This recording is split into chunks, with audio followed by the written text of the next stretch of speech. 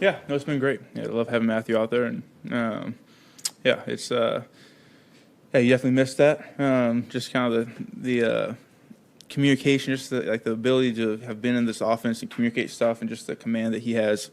Obviously, he's called the play quite a bit for us. So just from the huddle, just having him in there, the comfortability there, so it goes a long way just in terms of starting your playoff how you want to. What I think I asked you this maybe a couple weeks ago. What the 3-game stretch that you've gone through personally, just from a production statistic wise, hasn't been characteristic of what you've done throughout your career. Is there any reason for that? And going forward, do you feel like there's room to maybe recapture what you're accustomed to? Oh yeah. No, I mean that's it's football. I mean, I don't know that. I mean, you go back through. I've been playing this game, playing the NFL. This is my 7th year. You go through stretches where you aren't, you don't have the production maybe. And, I think the goal isn't at the end of the day what you're producing, what the stat sheet says. And I know everyone wants to talk about production, and certainly like you want to produce. But what's more important to me is being a positive piece of the offense. So I want to be able to do my job. Whatever's asking me, I want to be able to do it. And, I think a lot of our offense is about taking what the defense gives you, about, being able to distribute the ball. And, I'm excited about moving forward on this thing and continuing to kind of do what I can just to be be able to, be a positive each and every play. And, that's what we strive ourselves on. And so, while I certainly, would love to be producing in terms of statistical stuff, at the end of the day, what's important to me when I come in here on, Monday is making sure that I'm, a positive part of moving this team forward and a part of, working us towards, getting wins at the end of the day. Sean kind of compared it to what team, how they have to approach, how teams are going to deal with Aaron. Different side of the ball, different players. But are you sensing that you're getting more attention or different? Yeah.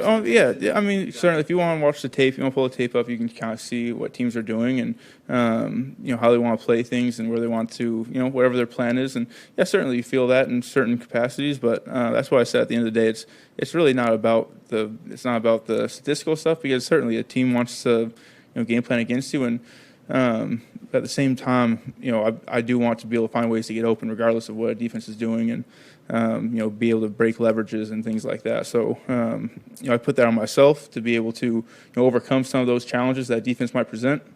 But at the same time, I just want I want to do my job. This is a Seattle team, obviously, well, being in division, but unfortunately, you didn't get to play against them last year, and of course, this year out the gate, you didn't get to play them. You get a little. I know you don't need the extra motivation, but it's a little exciting to kind of go up against these guys who you are so familiar with over the years.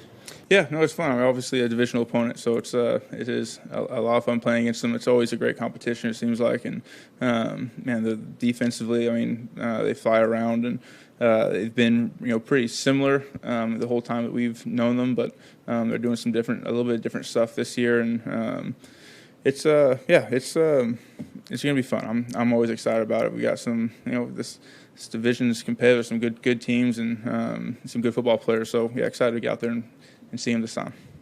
Did you do anything special in the bye week to get away, or just the opposite, to work more on football?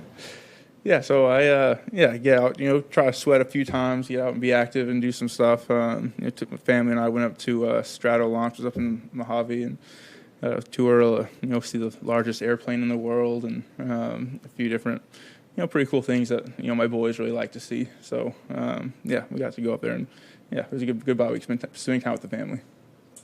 Cooper,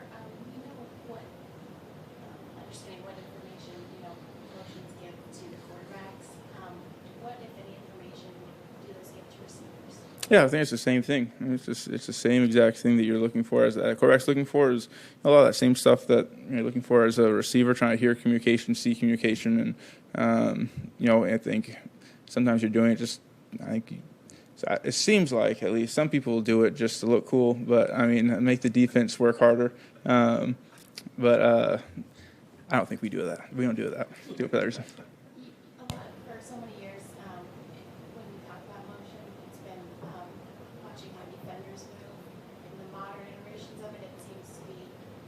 watching how space is created, not just with the defenders in front of you, but the voids around and behind them. How do you see that maybe evolving?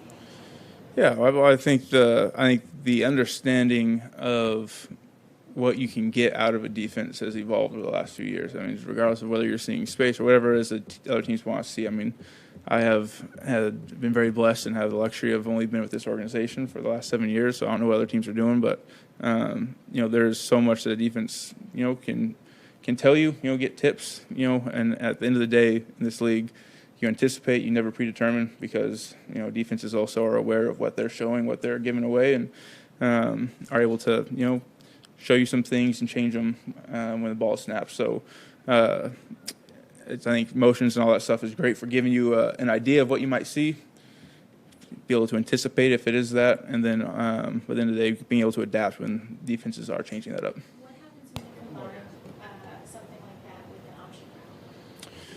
When you combine something with an option route, well, when the ball snaps, you're doing advanced calculus, throwing these things, pulling all together. No, at the end of the day, you're really just seeing patterns. It's patterns. That's what football is. There's only been, there's a finite amount of patterns that you see when you talk about, coach talks about coverage contours. It's just patterns to me. And when you see the patterns enough, you start to just kind of know where the space is when you see the patterns. And so for me, it's, when you're running choice routes and things like that, it's identifying who you're running it against, and then being able to adapt to zone and seeing the patterns and where the space is going to be. Is there a consistent with a Pete Carroll defense in your time seeing the Seahawks that makes Pete different than other guys? Yeah, well, they consistently play with an energy and excitement. I think that I think some of the identity stuff in terms of what their calls are has changed a little bit. I think the identity that they have in terms of how they approach the game has been very similar, and you can tell that those guys want to play for Coach Pete, and I think he's done a really good job creating a competitive and exciting environment for those guys to come out and play football. And so obviously it's fun competing against them, because you can tell those guys are enjoying being out there, and that's football's a fun game at the end of the day, and so it's fun being out there and just playing a game that there's 22 guys on the field and they all love what they do. It makes it fun. Going back to what Gary asked you earlier about some of the defensive looks you're getting that maybe you're not used to, what's the problem-solving process like in terms of the conversations maybe that you have with Matthew about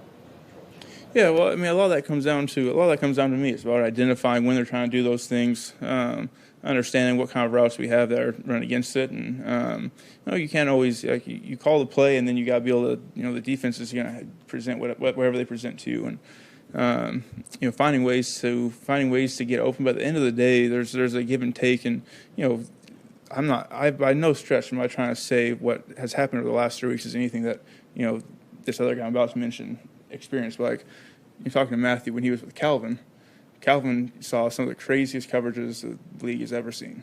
And the thing was, at the end of the day, it's like Matthew was like, hey, I know I'm going to throw to him, but at what point do you say 3 people's too many, I got to progress, right? So, there's a give and take at quarterback of saying, when are the times you want to hang on me when I don't have great leverage, or, the help is, shifted that way when there's other guys that have better matchups. And so, there's an understanding there for Matthew. And then as a receiver, I just want to do my job, try to give Matthew an opportunity to see if he likes what I can do, and and the timing rhythm of the play. And if it doesn't work out, come back and be ready to go for the next one.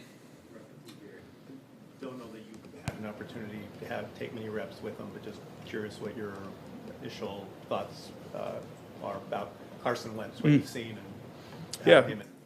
Yeah, I knew Carson a little bit pre-draft, and we spent a little bit of time together with the same agency. And coming in here and being able to do what he's done. Being able to throw the ball around a little bit with him earlier this week, and basically off the plane, trying to get a grasp of what our offense is, and I thought he did a really good job, and not an easy place to be, and he's obviously been through it. This last week was just a crazy roller coaster for him, but man, he's come in here and he's got a great focus, he's been a great teammate in terms of pushing guys, asking the right questions, and just it's exciting to have someone here that's played. He's played a ton of football, so exciting to have someone like that in the QB room. I'm not my room, in my secondary room. Thank you guys.